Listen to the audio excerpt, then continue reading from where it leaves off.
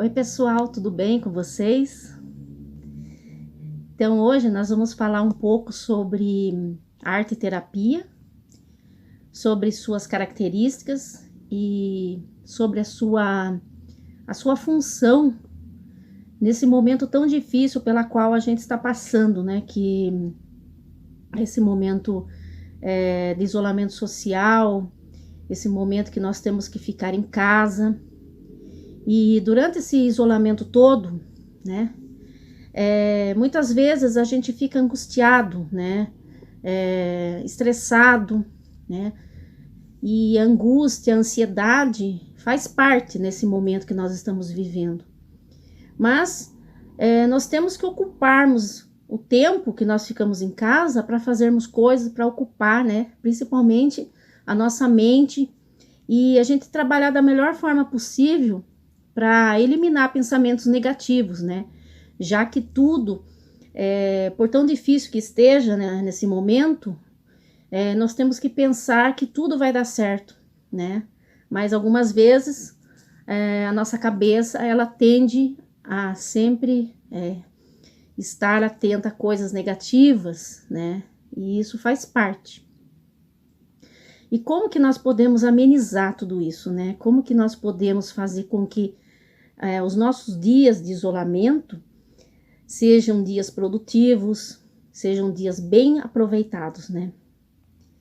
Mas antes de falar um pouco da arte terapia, eu vou falar de uma pessoa que foi de uma importância muito grande na arte terapia, que contribuiu significadamente para a arte terapia no Brasil.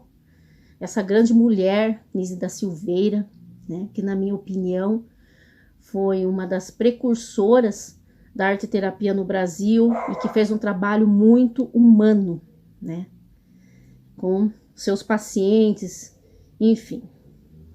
Então, Nise da Silveira, ela foi uma médica psiquiatra que se formou numa turma, né, de homens em 1931 com uma única médica, né, que na época, no entanto, não se pensava em mulheres fazerem faculdade, né, numa época tão difícil.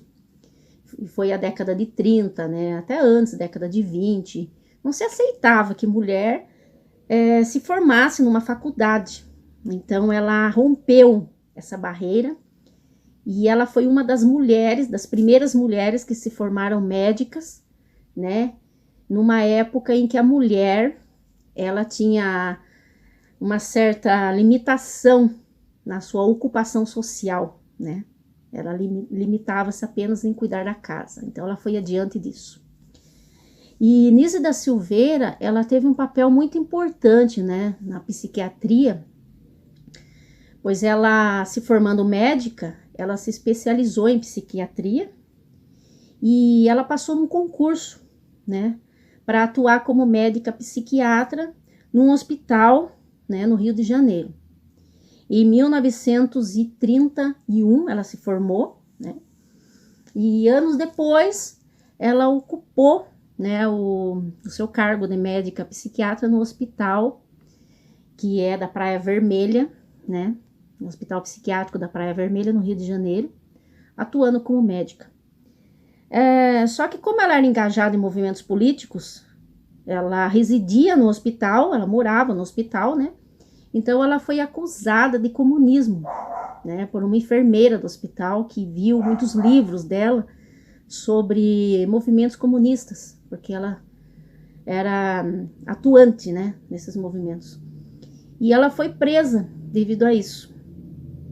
E ficou muito tempo no cárcere, voltando a reocupar seu cargo de médica anos depois, né, onde ela atuou também no hospital Engenho de Dentro, um hospital psiquiátrico, né, chamado também de manicômio. Na época, muitos hospitais psiquiátricos eram chamados de manicômio, e ela se recusou a utilizar os métodos psiquiátricos que tinha na época, que era o eletrochoque, a lobotomia, o uso de medicamentos fortíssimos aos seus pacientes, né?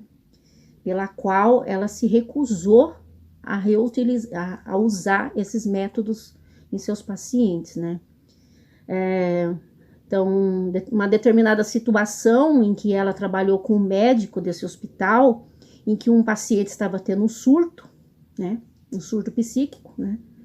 Ela, atuando junto com o médico pediu que ela ligasse a máquina de eletrochoque.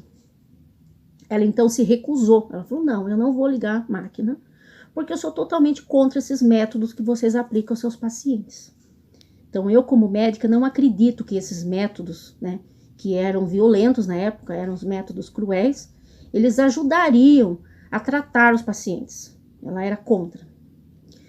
O médico, então, sendo contrário à opinião dela, né, e não aceitando, né, a opinião dela, ele pediu que a transferisse de ala no hospital e fosse trabalhar com seus pacientes, utilizando os métodos que ela acreditaria que seria bom, né, que para eles, aqueles métodos cruéis eram os métodos certos para seus pacientes. Ela foi trabalhar numa ala de hospital, que era numa ala de manutenção do hospital, em que eles simplesmente utilizavam para jogar equipamentos, móveis que não se utilizava mais, uma espécie de porão. Aí ela começou a pôr o seu tratamento, né? Ela começou a utilizar a forma de tratamento com seus pacientes naquele porão. Então ela fez uma limpeza naquele porão, tirou todos os móveis, todas as coisas que se juntavam ali. Falou, eu vou criar aqui um ateliê terapêutico, né? Então ela passou a utilizar, através do desenho, da pintura, da modelagem, ela começou a fazer com seus pacientes utilizassem a arte como meio terapêutico para tratar suas doenças psíquicas. E ela alcançou muitos resultados satisfatórios. Então, ela utilizou da modelagem, ela utilizou da pintura, né? Utilizou de outros métodos terapêuticos envolvendo linguagens artísticas com seus pacientes. E através desses métodos, né, utilizando as várias expressões artísticas, ela conseguiu fazer com que desse resultado. Então, muitos dos trabalhos de seus pacientes, né, no Hospital Psiquiátrico Engenho de Dentro, no Rio de Janeiro, ela conseguiu mostrar para a sociedade que esse tratamento humanizado através da arte-terapia, ele dava excelentes resultados. Então, ela passou a fazer, com o tempo, né, ela começou a trabalhar intensamente com tudo isso, e ela utilizava também animais nesse tratamento. Ela utilizava uma aproximação afetiva de seus pacientes com os animais, o gatinho, o cachorrinho, os animais que viviam ali no hospital, né, que iam atrás de comida, mas ela conseguia fazer com que seus pacientes cuidassem desses animais, né, mesmo por questão afetiva, né, que eles se aproximassem, porque a gente sabe que muitos desses pacientes que têm problemas, transtornos mentais, eles têm um histórico muito complicado na família, eles muitas vezes eram abandonados pela família, né, por questão de preconceito, eles eram mandados para esses manicômios, outros porque também eram órfãos de famílias, órfãos de pai e mãe, ou porque a família não conseguia cuidar deles, né? Tinha uma certa dificuldade. Então, eles achavam que o manicômio era o lugar certo para eles. Então, ela atuou muito significadamente nesse tratamento. Ela atuou bravamente, eu digo, né? Nesse tratamento psiquiátrico, porque ela conseguiu tratar principalmente seus pacientes de forma humanizada. O que antes, né, ela via que os tratamentos cruéis que eles aplicavam nos seus pacientes não trazia benefícios, e sim, né, ao contrário, piorava cada vez mais a situação deles ali. E Nisa da Silveira continuou seu trabalho, e ela teve uma ideia muito boa de reunir todos esses trabalhos artísticos de seus pacientes e fazer uma exposição dentro do próprio hospital, uma exposição de artes. Então, ela transformou um ambiente que era muito sobrecarregado de sofrimento num ambiente terapêutico, artístico, E ela quis mostrar para a sociedade que aquele tratamento humanizado que ela dava a seus pacientes dava muito resultado. E eles também, tendo conhecimento de tudo isso, eles vendo que seus trabalhos estavam sendo reconhecidos e valorizados, eles começavam a resgatar a sua autoestima, que é um dos pontos importantes na arte-terapia, né? Eles começaram a ver que eles são valorizados, eles começaram a se sentir, né, úteis, né, nesse processo todo. Nise da Silveira continuou seu trabalho até que na década de 50, influenciada por muitos estudiosos, inclusive ela trocou muitas correspondências com Jung, que era um médico psiquiatra, um psicanalista, né, que era um seguidor de Freud. Ela estudou sobre as mandalas, que são formas circulares, como que é o trabalho das mandalas na arte-terapia. Então, ela correu atrás de todos esses suportes no seu trabalho de arte-terapia para tratar seus pacientes. E na década de 50, ela criou o Museu de Imagens do Inconsciente. Então, esse Museu de Imagens do Inconsciente, ele teve um papel fundamental, né, para que seus trabalhos fossem reconhecidos, né, publicamente, e que aquele método que ela utilizava com seus pacientes psiquiátricos, dentro da psiquiatria, ele dava resultados satisfatórios, resultados positivos, né? E a partir daí ela seguiu com esses métodos. Nise da Silveira ganhou muitos prêmios, né? Ela faleceu numa idade muito avançada, né? Ela teve pneumonia, né? Numa idade muito avançada e veio a falecer. Mas o mais importante é que ela foi até o final da sua vida, né? Se preocupando em dar um tratamento humanizado a seus pacientes e não desistindo do seu objetivo, tratar as pessoas de forma humanizada através da arte-terapia. Mas por que eu estou contando toda essa história para vocês? Porque a arte-terapia, ela tem uma função muito importante, né? Eu falei no início, né, que nesse momento difícil que a gente está passando, a arte-terapia, ela pode nos ajudar muito, né, na nossa saúde mental e na nossa saúde física também, né? A terapia ocupacional, ela é utilizada mesmo para preencher momentos que a gente fica certas vezes angustiado, ansiosos, e que através da arte-terapia a gente pode ganhar mais autoestima, ter mais confiança e acreditar que tudo pode dar certo, né? Enfrentar as adversidades na nossa vida. E o exemplo da arte-terapia nos trabalhos baseados, né, em trabalhos artísticos, a arte-terapia ela abrange muitas linguagens artísticas, né? Ela abrange o desenho, a pintura, a dobradura, o mosaico, o teatro, as expressões corporais. Então, ela trabalha dentro dessas linguagens artísticas com uma questão principal, ela trabalha com a livre expressão. Quando você utiliza a arte-terapia,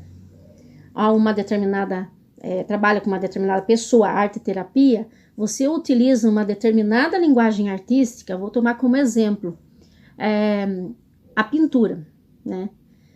Você se utiliza de vários materiais, você utiliza do guache, da tinta a óleo, da aquarela, né? Entre outras tintas, que são as ferramentas que você vai utilizar na arte-terapia, e fazer com que a pessoa ela se utilize dessas ferramentas para trabalhar sua livre expressão dentro da pintura.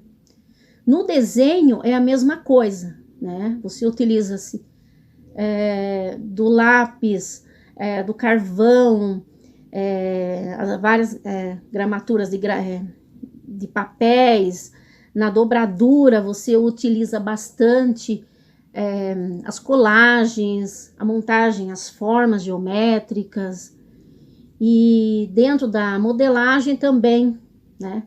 Utiliza-se das formas da construção de figuras. Isso é muito importante para a nossa saúde psíquica, né? Nossa saúde mental.